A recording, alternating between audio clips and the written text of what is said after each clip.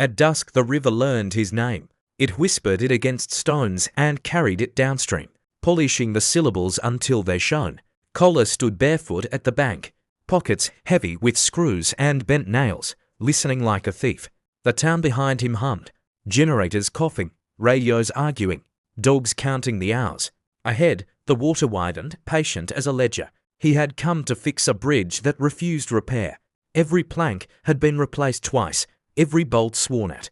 Yet the bridge sagged as if remembering an older shape. Kola believed objects remembered. His father had taught him by fixing clocks. You didn't command time, you persuaded it. So Kola knelt and spoke softly, promising the bridge a lighter future. Fewer footsteps, songs instead of trucks. That night the river rose and the bridge sighed. Boards straightened. Rust loosened its grip. Dawn found the span true and humming. People crossed, surprised, grateful, suspicious.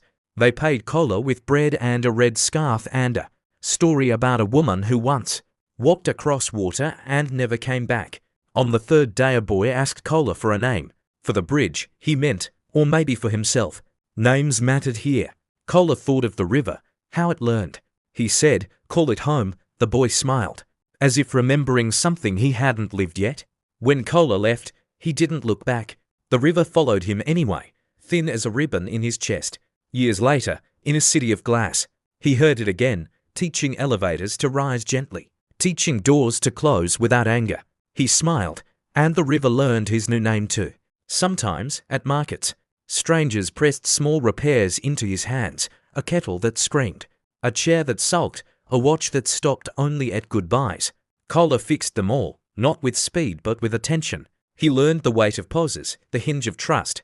At night, he wrote letters he never sent, sealing them with thread instead of wax. Believing knots told the truth better. When sleep came, it came like rain on tin, loud enough to forgive. He kept the red scarf folded in his bag, a flag for no country. On buses, he watched reflections braid strangers together. And he practiced leaving kindly, the hardest craft he knew. When he finally returned, the bridge greeted him without ceremony, steady as breath, and the river said nothing at all. Silence was its blessing, and he accepted it all.